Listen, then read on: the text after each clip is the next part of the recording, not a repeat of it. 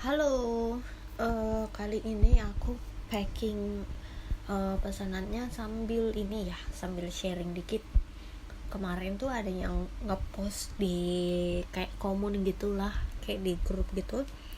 Itu uh, dia tuh kayak gini loh, dia tanya sama penjualnya sebelum beli tuh, nanyain produknya ada apa enggak. Terus dibales sama penjualnya, produknya ada. Terus pas dia udah check out, udah bayar, tiba-tiba dibilangin lagi sama penjualnya kalau barangnya nggak ada. Nah, itu kenapa bisa terjadi seperti itu? Itu tuh ada beberapa kemungkinan ya. Yang menurut aku tuh, pertama, mungkin jeda waktu dari penjual info ke pembeli bahwa barangnya ready itu, si pembeli nggak langsung di CO, nggak langsung dibayar. Bisa beberapa menit, beberapa jam, atau mungkin besoknya baru di CO. Itu selama jeda waktu dari infoin sampai ke pembeli CO, itu ada kemungkinan produknya udah kebeli sama orang lain. Nah, kenapa produknya masih bisa di CO, dibayar? Kemungkinannya si penjual ini dia ngejualnya di platform lain. Misal pembelinya ini kontek-kontekannya di Shopee. Ternyata di Tokopedia itu barangnya udah kebeli, udah ke CO. Sedangkan si penjualnya belum sempat untuk update stoknya. Jadi kemungkinan itu akan terjadi. Terus kenapa enggak dipisahkan aja stoknya?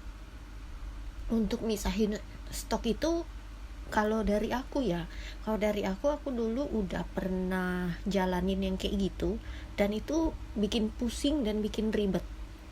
Kenapa pusing dan ribet? Karena misal di Shopee barangnya udah habis, stoknya udah habis. Caranya untuk restock antara lain aku harus ngambil barang lagi, nyuplai barang lagi, restock, update stoknya lagi, atau aku ngambil stok dari platform lain, misal dari Tokopedia yang barangnya masih ada. Nah, di sini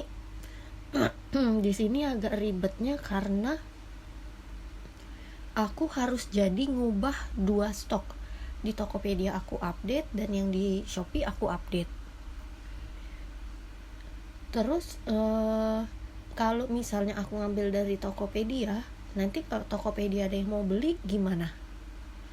Tetap aja aku harus ngorder barang lagi.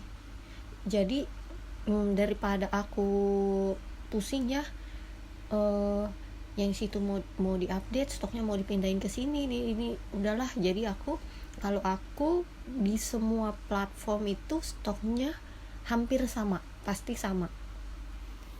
Jadi misal di Shopee aku masukin 6 piece, di Tokopedia aku masukin 6 piece. Itu aku memang update stoknya dikit-dikit, bisa 6 piece, bisa 12 piece, atau maksimalnya itu 1 dus lah. Per dusnya isi berapa gitu. Kenapa aku update stoknya dikit-dikit? Karena menghindari yang itu. Jadi misal nanti ada yang ngeborong langsung, misal aku punya stok 3 dus, 3-tiganya aku update full di Shopee gitu. Tiba-tiba ada orang beli langsung 3 dus, stoknya habis. Sedangkan di Tokopedia ada yang mau beli, aku kehabisan stok. Jadi aku ngebagi aja 3 dus itu nggak aku fullin semua. Jadi bisa jadi Tokopedia 1 dus, Shopee-nya 1 dus, aku ada spare 1 dus gitu. Kalau aku sih sekarang nerapinnya gitu. Belum lagi yang ditambah kalau misalnya ada yang offline ya belinya. Nah, itu akan lebih lebih pusing lagi karena stoknya. Karena secara aku sendiri jualan gak cuma satu tempat ya, ada di banyak tempat. Jadi kemungkinan update stoknya itu berantakan banget. Pasti ada suatu saat ketika pembeli itu dia masih bisa CO, tapi sebenarnya barangnya udah gak ada. Itu pasti akan terjadi di aku. Terus kemungkinan keduanya itu bisa jadi penjualnya ini adalah reseller. Dia nggak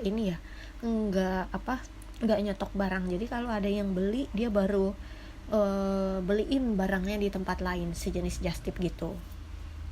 Itu sih kemungkinannya kalau yang dari aku ya.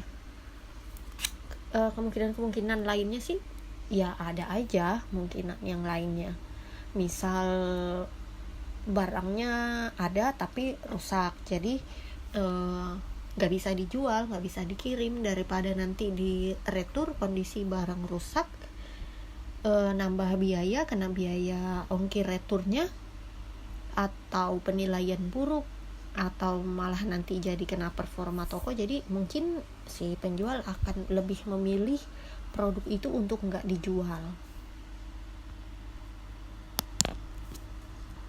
Itu sih kemungkinan yang ada ya. Kenapa udah ditanya barangnya ada tapi tiba-tiba nggak ada. Itu sih kalau yang dari aku sih ya. Nah, terus case yang kedua itu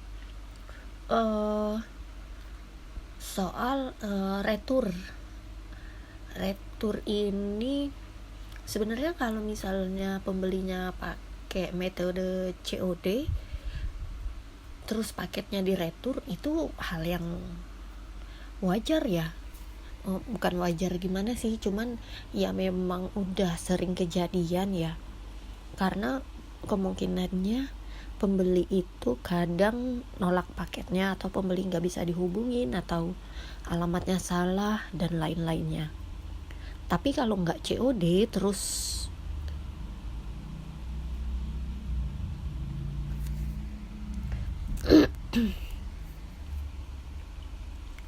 tapi kalau misalnya pembelinya transaksi itu nggak COD tapi diretur, nah itu kenapa?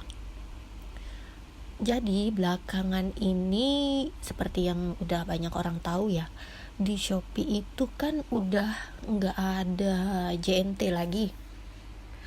Terus sebelum JNT menghilang itu sebenarnya dari Shopee itu aku udah ngerasa ya, kayak paket itu semuanya diambil sama dia. Jadi kurir yang pick up ke tempatku pun juga info paket ini banyak banget overload, sampai kayak istilahnya itu kayak diambil sama mereka semua gitu loh. Kayaknya sih menurutku sih kayaknya dia itu pengen di platform dia itu nantinya bakalan cuman jasa kirimnya tuh yang dari dia aja. Jadi yang terjadi sekarang itu adalah paket itu sering kembali walaupun tidak COD, itu karena mereka itu kewalahan sendiri. Ini yang banyak tingkat returnya itu dari jasa kirim si yang dari platform ini ya, yang depannya S itu loh. Jadi tingkat retur di toko aku pun jadi meningkat, padahal aku udah nggak aktifin COD karena ribet kalau misal paket sering banyak retur. Karena aku sendiri pun kan jualnya yang produk makanan, terutama yang roti-rotian yang setiap hari itu pasti ada pengiriman, yang pasti dibeli orang tiap hari itu ada roti ini nggak bisa tahan lama pastinya. Jadi kalau kita kirim masih oke, masih ya nggak expired lah ya, masih bisa lah. Cuman masalahnya kalau udah diretur, proses retur itu lama banget, bisa 2 minggu sampai 1 bulan, dan itu pasti udah expired produknya. Nah di sini yang aku cemas, komplain ke Shopee, katanya untuk produk seperti ini jangan dijual menggunakan jasa kirim reguler, tapi pakai yang instan atau same day. Cuman masalahnya jadi nurunin penjualan kalau kayak gini. Selama ini toh baik-baik aja.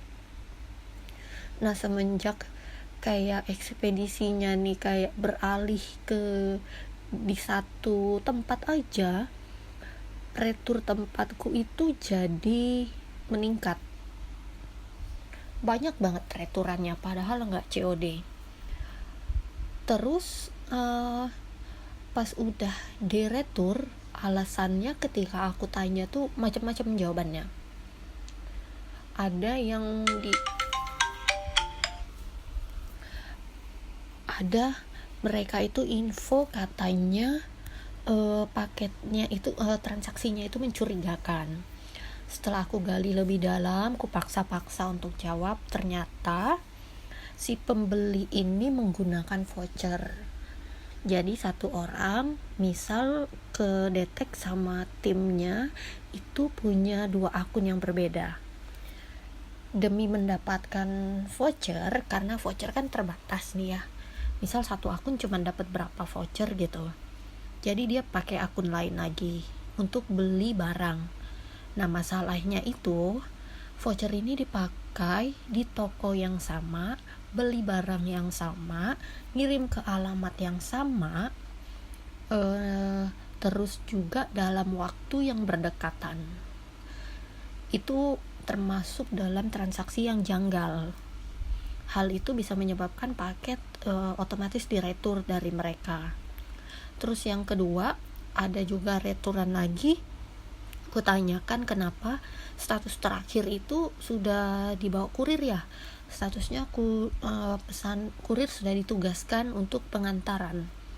Tapi tiba-tiba dikembalikan ke penjual. Alasannya kendala di lapangan. Nggak tahu kendala di lapangannya itu apa. Jadi langsung main retur aja tuh. Pas diterima, kebetulan bukan aku yang nerima, karena ada lagi urusan keluarga. Jadi baru aku buka 2 minggu kemudian. 2 minggu kemudian itu aku terima paketnya, ternyata packingannya udah beda. Aku kirim kardus, balik ke aku itu bentuknya plastik, isinya pun berkurang.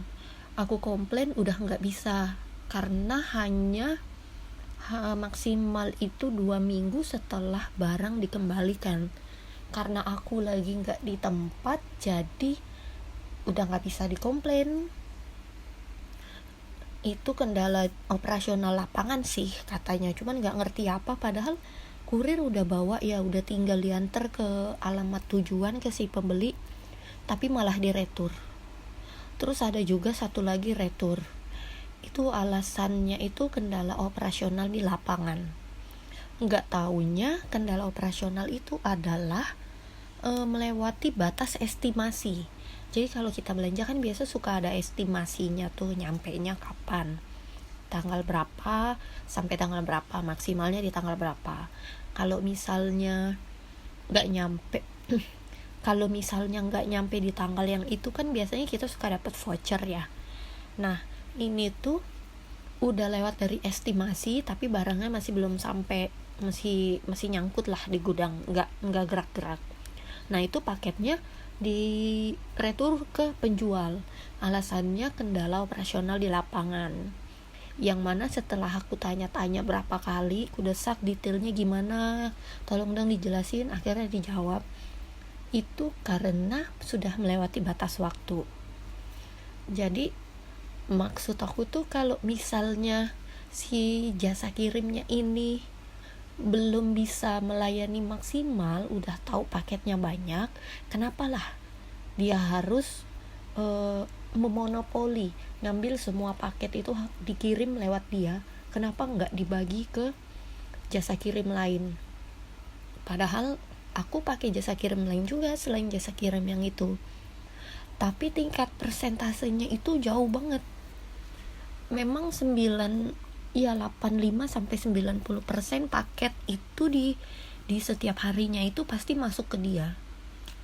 Misal dari 10 paket paling ya 3 paket itu punya jasa kirim yang lain, selebihnya 7-nya pasti masuk ke dia. Kalau mereka masih keteteran ya seharusnya mereka berbenah ya, nambah karyawan atau apa gitu. Nah ini jadinya mereka kewalahan, nggak bisa melayani tepat waktu, nggak bisa melayani dengan baik, akhirnya balik lagi ke si penjualnya lagi yang dirugikan.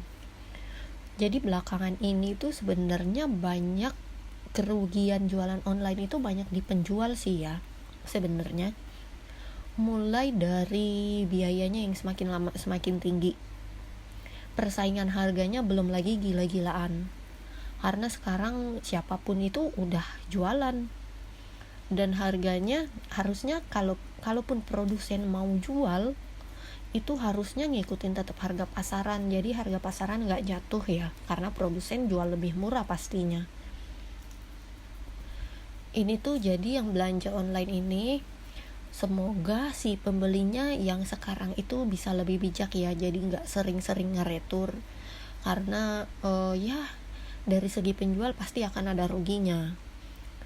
Dan semoga ada perubahan lah ya, perubahan yang lebih baik di marketplace atau e-commerce yang ada sekarang, atau mungkin nanti bakalan ada e-commerce atau marketplace baru tempat kita untuk berjualan yang lebih baik.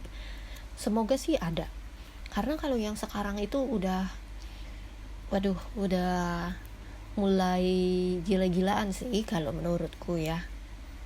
Ya semoga aja deh kedepannya ada yang baru, yang lebih baik lagi, atau ada perubahan lah dari yang ada sekarang ini. Segitu aja untuk case yang kali ini aku sharingnya.